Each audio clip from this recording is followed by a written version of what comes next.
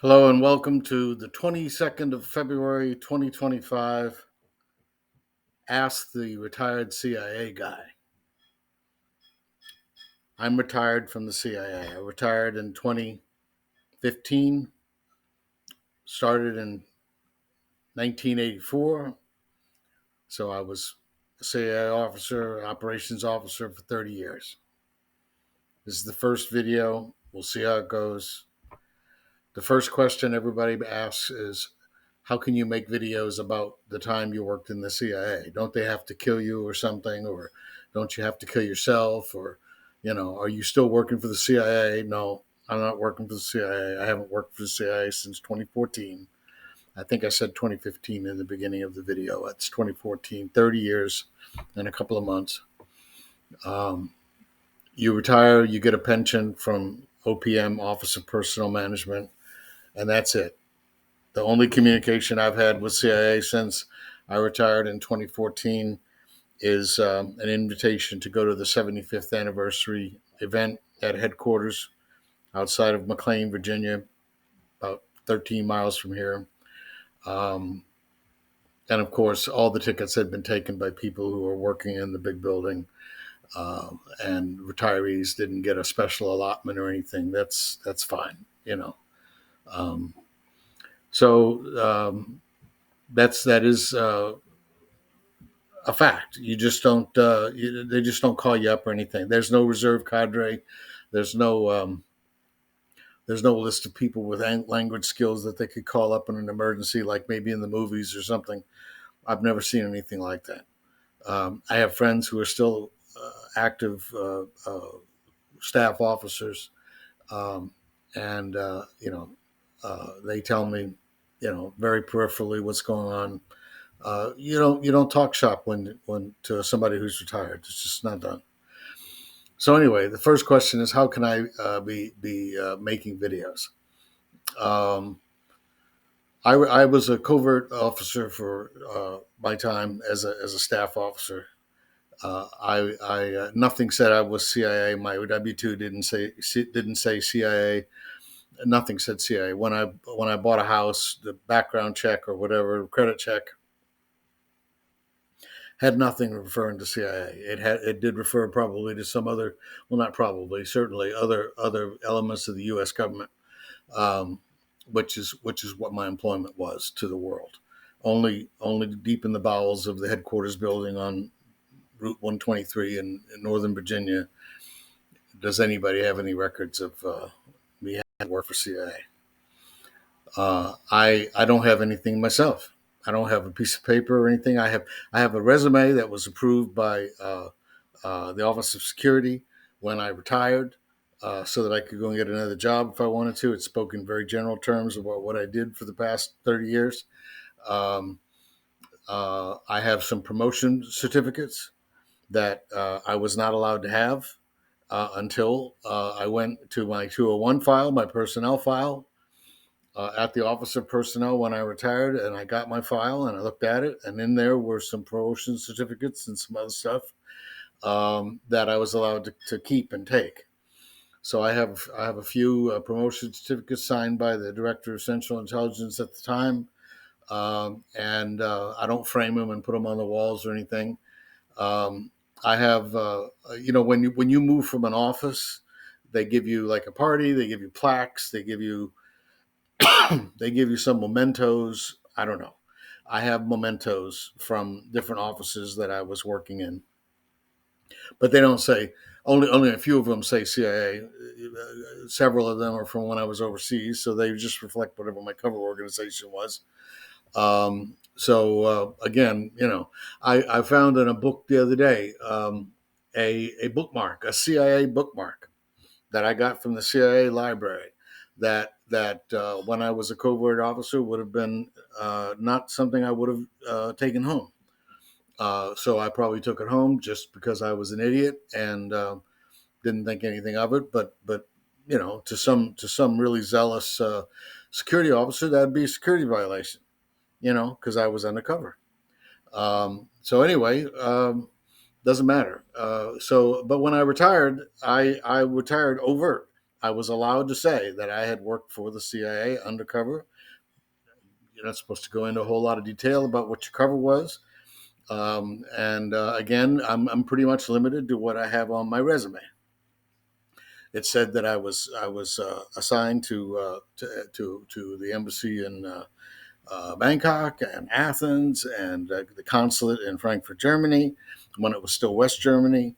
I have TDY'd all over the world.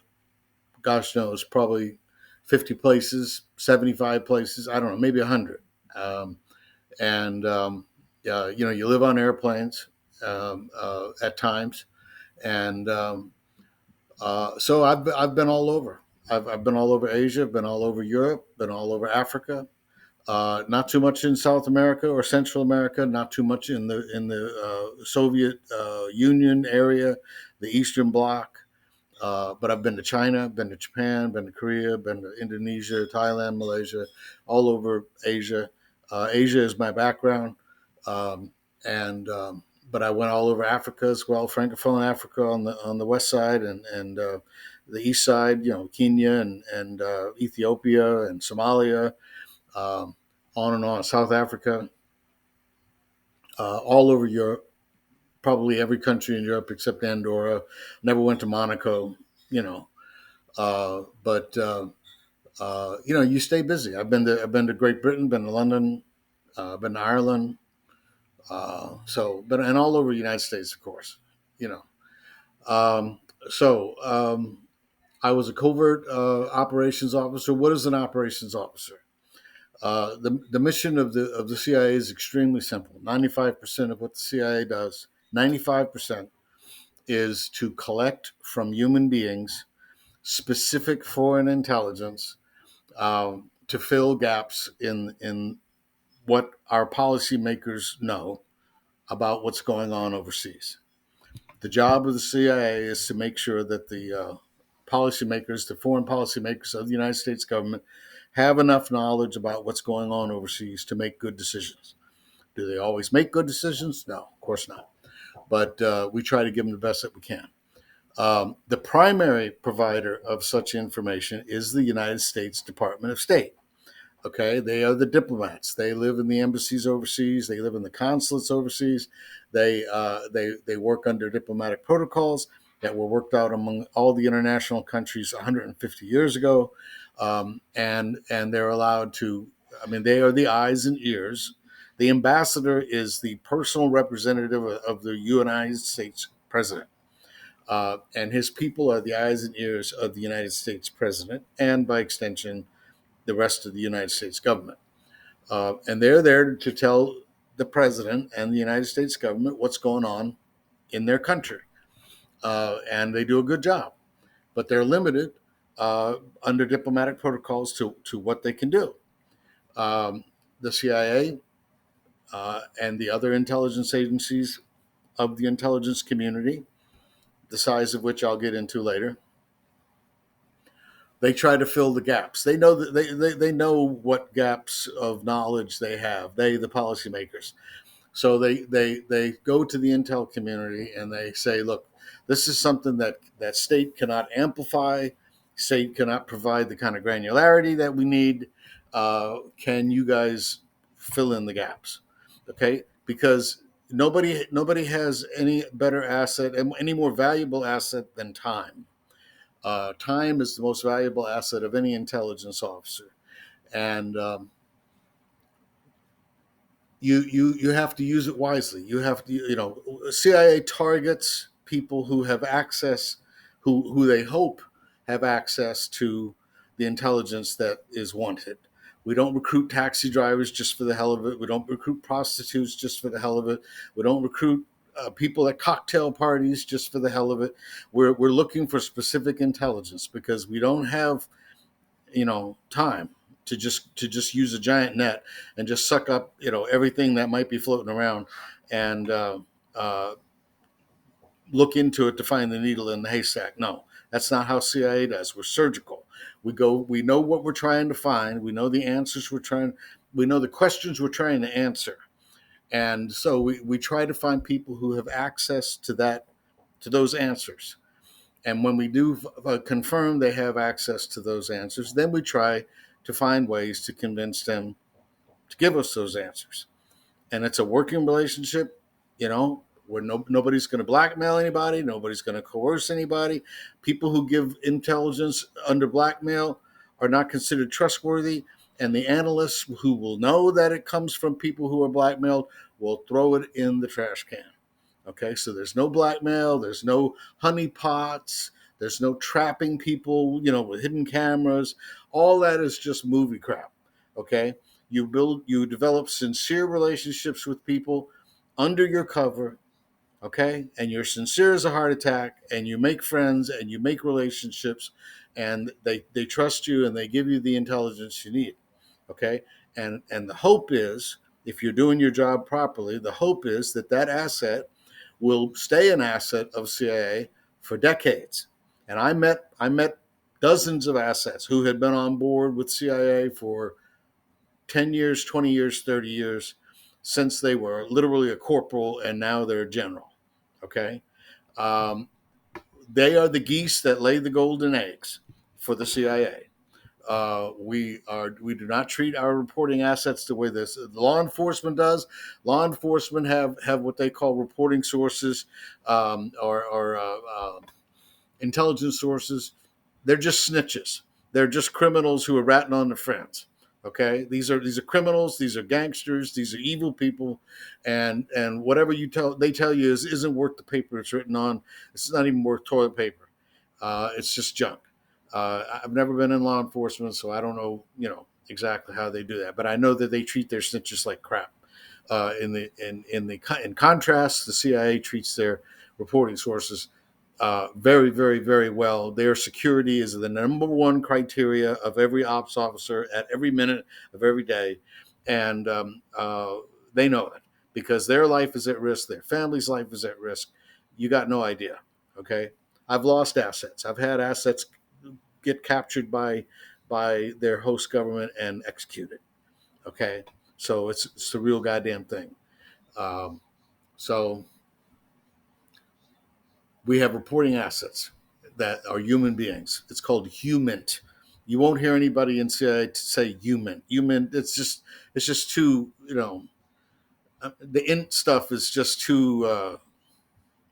You know, it's baloney. Um, um, we don't call ourselves ops officers. We're operations officers. We have our own culture. We have our own way of talking, and it becomes second nature. You don't even think about your cover. I never owned a cell phone because it's just ridiculous to carry a cell phone if you're trying to do anything covert. It's a beacon. The whole world can follow you around. To this day, I don't carry a cell phone, and it's 2025.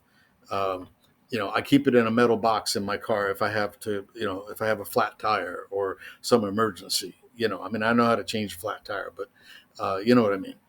I don't chat on a cell phone. I don't play games on a cell phone. It's just ridiculous. Anybody who owns a cell phone is just they're not living a technically secure life. Um, so I worked. I worked mostly. I was in Frankfurt, Germany. I was in Bangkok, Thailand. I was in Athens, Greece. I TDY'd everywhere. My personal specialty is East Asia, but I worked all kinds of targets. Um, and what targets you go after depends on where you are. If you're in Frankfurt, Germany, there's particular nationality people coming through, big international airport. You know, Bangkok, the Thai had political relations, diplomatic relations with everybody. So they had North Koreans, they had Chinese, they had every flavor. Iranians, the whole city was crawling with Iranians. Iranians didn't need a visa to go to Thailand. Russians didn't need a visa to go to Thailand. Chinese owned a lot of businesses in Thailand. China. And Thailand owned a lot of businesses in China as well. The Chinese Thai people, or Thai Chinese, whatever you want to call them. You go by what targets you have, and then based on what targets are in your country, you have a priority, and the COS, the chief of station, the guy who runs the show, of CIA and the intel community. He also runs the whole intel community in a given physical country location. Usually, stations are always in a city capital. It's always in the country capital. So usually that's the big city. That's that's Berlin. That's Paris, but it's also Brasilia in Brazil, which is boring as hell because it's in the middle of the jungle. But the big stuff goes on in Sao Paulo, right? So we have a base, a big base in Sao Paulo, and we have a station in the capital, Brasilia. Hong Kong, Beijing, on and on. The examples are endless.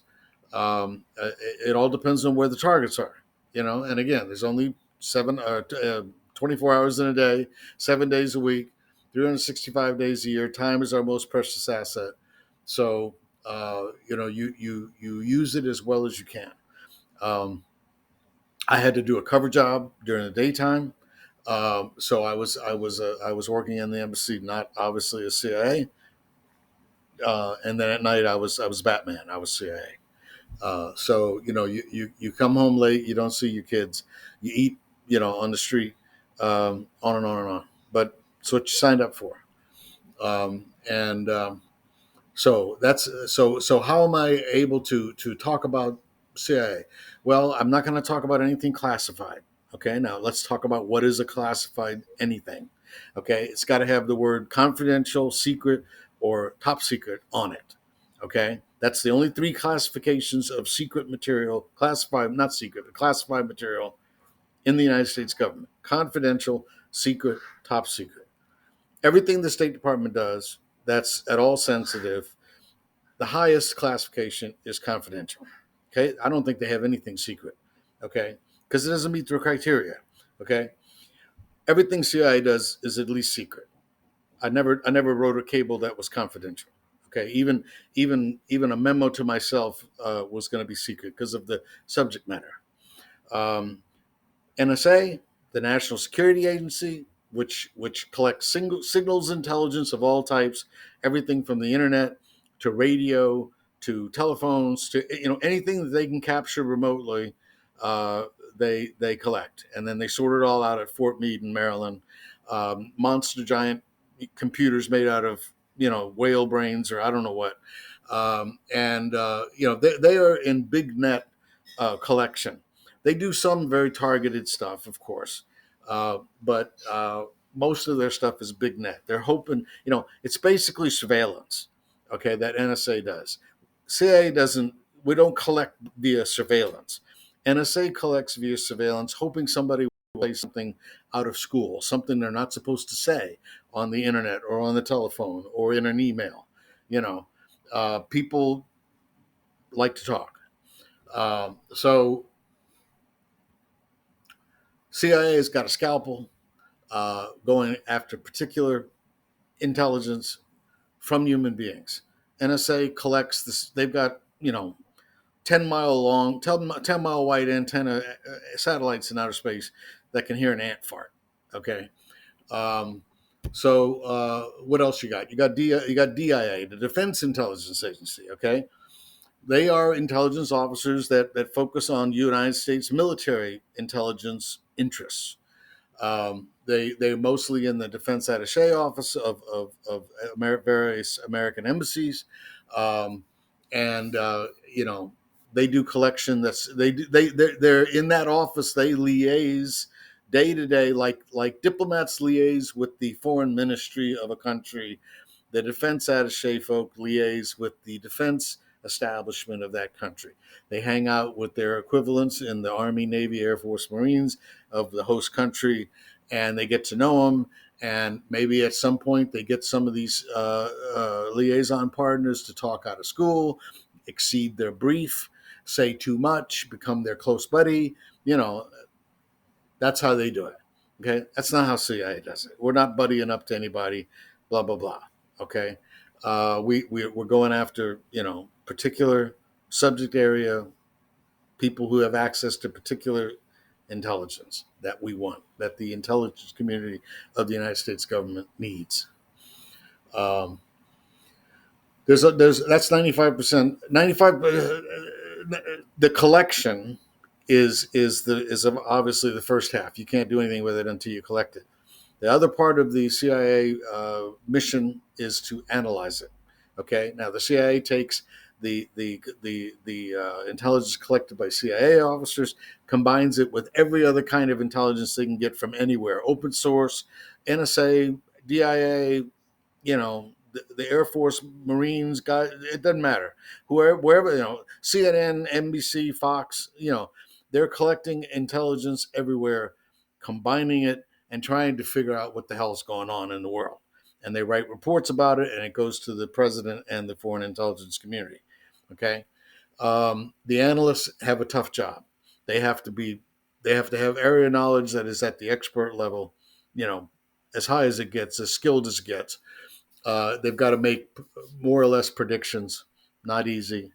Uh, Not my job. Okay, I have wide area knowledge in the areas that I know about. It's very detailed. It's my hobby. I've been studying Asia since 1972. Okay, so when I first met my had a relationship with the first Asian people, foreign Asian people, and it's been my hobby and my passion ever since. So I know a lot about Asia, but I don't even know if I could be an analyst for Asia because a lot of that knowledge has to be very, very detailed, and mine is more, entertainment and background and to enhance where I've been and everything else.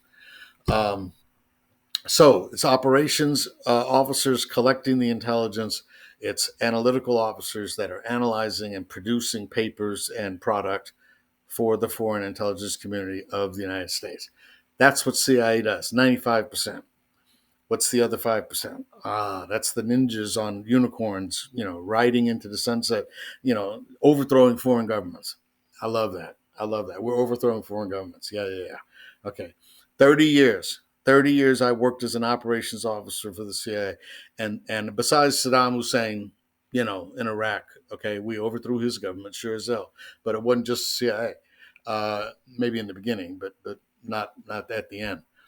The only time that I ever worked, and the whole world knows it, is toppling Milosevic, the son of a bitch bastard mother, who was running Serbia and murdering hundreds of thousands of people.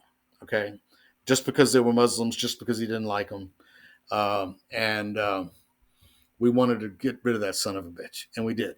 And he died in a prison at The Hague. International court had convicted him, or was getting ready to convict him, for genocide and world crimes like Hitler. And the son of a bitch died of a heart attack in jail, and he's in hell getting cornholed by Satan every day. Yeah, I helped on that. I helped that. That was under Clinton. It was one of the best things that Clinton ever did, foreign policy wise. Not much he did was worth anything, but it was that was good. And we did this. We did the bombing of Belgrade and Serbia, and stopped it. Uh, I helped. I helped. They did. There was a lot. There were a lot of people fighting his government, and we supported those people.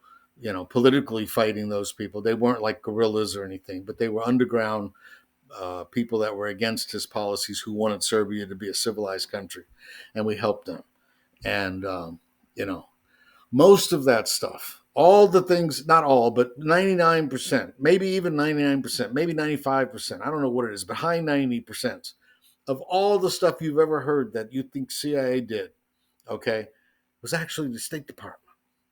Okay, the State Department hides behind the CIA and to do what they do, because they're diplomats, and they can't break diplomatic protocols, because then they don't have the right to have embassies and be in countries and everything else. Um, how do they do it? They give people suitcases full of pieces of paper about that big that have the face of Benjamin Franklin on them. Okay, you may have seen some of those pieces of paper. People like those pieces of paper. Okay, um, State Department gives those pieces of paper to people, and they do things for the State Department. Um, Usually, those people are people that agree with United States policies, and we're just giving them those pieces of paper to help them convince other people to how wonderful our approach to government might be.